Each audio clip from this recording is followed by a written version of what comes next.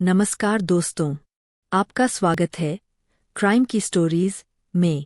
आज मैं आपको सुनाने जा रही हूँ एक ऐसी कहानी जो दिखने में एक साधारण ऑनलाइन दोस्ती लगती है, लेकिन जब उसका सच सामने आया तो लोगों के रोंगटे खड़े हो गए। ये घटना है महाराष्ट्र के पनवेल शहर की, जहाँ एक महिला ने अपने ही ऑफिस के मैनेजर पर ऐसा आरोप लगाया जिसने पूरी कंपनी और इलाके को हिला कर रख दिया। कहानी की शुरुआत होती है एक ऑनलाइन मीटिंग से। एक बीमा कंपनी में काम करने वाली महिला और उसका सीनियर मैनेजर दोनों की मुलाकात एक जूम मीटिंग के दौरान हुई थी। पहले सिर्फ प्रोफेशनल बातचीत, फिर धीरे धीरे हंसी मजाक, और फिर वही बातें मोबाइल चैट और कॉल तक पहुंच गईं। महिला को लगा कि शायद वो एक सच्चे दोस्त से मिल रही है, एक ऐसा व्यक्ति जो उसे समझता है, जो उसकी परेशानियां सुनता है। लेकिन वो नहीं जानती थी कि यह दोस्ती आगे चलकर उसकी जिंदगी का सबसे डरावना सपना बन जाएगी। कुछ महीनों तक दोनों में बातचीत जारी रही। मैनेजर अक्सर महिला से कहता, तुम्हारी मुस्कान पूरे दिन का स्ट्रेस मिटा देती है। और वो महिला, जो अपनी नौकरी और शहर की भागदौड़ में अकेलापन महसूस करती थी, धीरे धीरे उस मैनेजर पर भरोसा करने लगी। वो बातें अब ऑफिस से बाहर होने लगीं। कभी शाम की कॉल्स, कभी देर रात के मैसेज, कभी कभी तो दोनों घंटों तक वीडियो कॉल पर बातें करते। महिला ने कभी नहीं सोचा था कि उस दोस्ती में छिपा था एक ऐसा जाल जिससे निकल पाना लगभग नामुमकिन था। एक दिन मैनेजर ने कहा, तुम जब अगली बार मुंबई आओगी तो जरूर मिलना। कुछ ऑफिस की प्लानिंग पर बात करनी है, और वैसे भी इतने दिनों से दोस्ती है, एक कॉफी तो बनती है। महिला ने हिचकिचाते हुए हाँ कर दी। वो मुंबई आई तो उसने सोचा ऑफिस में मिलेंगे, लेकिन मैनेजर ने उसे कहा, घर आ जाओ, ऑफिस में बहुत भीड़ है, यहाँ शांति से बात कर लेंगे। महिला को थोड़ा अजीब तो लगा, पर उसने सोचा कि आखिर वो उसका सीनियर है तो कोई खतरा नहीं होगा। वो पनवेल के उस घर पहुंची जहाँ सब कुछ बाहर से तो सामान्य लग रहा था, लेकिन अंदर कुछ और ही खेल चल रहा था। घर का दरवाजा खुला तो सामने खड़ी थी एक महिला। वो थी मैनेजर की पत्नी। उसने मुस्कुराते हुए कहा, आइए, मैंने सुना बहुत तारीफ करते हैं मेरी आपसे। महिला थोड़ी जेम गई, बोली, जी, हम तो बस साथ में काम करते हैं। लेकिन उस मुस्कान के पीछे जो छिपा था, वो कुछ देर में सामने आने वाला था। थोड़ी देर बातचीत के बाद मैनेजर ने कहा, आराम से बैठो, मैं कुछ दिखाना चाहता हूँ।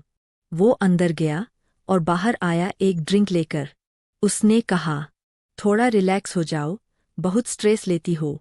महिला ने पहले मना किया, लेकिन उसने कहा, बस जूस है, कुछ नहीं। जैसे ही उसने ड्रिंक पी, कुछ देर बाद उसकी आंखें भारी होने लगीं। कमरे की लाइटें धुंधली लगने लगीं, और तभी उसने देखा, उसका मैनेजर उसके पास आया, और उसकी पत्नी मोबाइल लेकर वीडियो बनाने लगी। महिला ने विरोध करने की कोशिश की, लेकिन सब बेकार था। वो वीडियो बना ली गई, और जब वो होश में आई तो उसे धमकी दी गई कि अगर उसने किसी को बताया तो वो वीडियो सोशल मीडिया पर डाल देंगे। महिला डरी हुई थी। वो अगले दिन चुपचाप वहां से निकल गई, लेकिन उस डर और शर्म के बीच उसने खुद को संभाला और आखिरकार हिम्मत जुटाकर पनवेल पुलिस स्टेशन पहुंची। वहां उसने पूरी घटना बताई, कैसे उसके साथ ऑनलाइन दोस्ती की गई, कैसे उसे बुलाकर इस कदर अपमानित किया गया। पुलिस ने तुरंत मामला दर्ज किया, लेकिन जब पुलिस आरोपी के घर पहुंची तो वो दोनों फरार थे।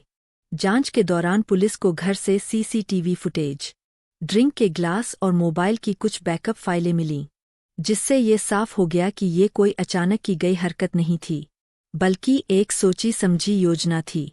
पुलिस को पता चला कि आरोपी दंपत्ति पहले भी कई महिलाओं से इस तरह की ऑनलाइन दोस्ती कर चुके थे। उनका तरीका एक जैसा था, पहले बातचीत, फिर भरोसा, फिर मुलाकात, और फिर ब्लैकमेल। पीड़ित महिला ने पुलिस में कहा, मुझे लगा वो सच्चा दोस्त है, पर उसने मेरी जिंदगी को मजाक बना दिया। उसकी आंखों में आंसू थे और आवाज कांप रही थी। वो बार बार यही कहती रही, काश मैं उस दिन उसके घर नहीं जाती। दोस्तों, ये कहानी सिर्फ एक महिला की नहीं, ये एक चेतावनी है हम सबके लिए। ऑनलाइन दुनिया में हर कोई वैसा नहीं होता जैसा वो दिखता है। हर मुस्कान के पीछे इरादा साफ नहीं होता।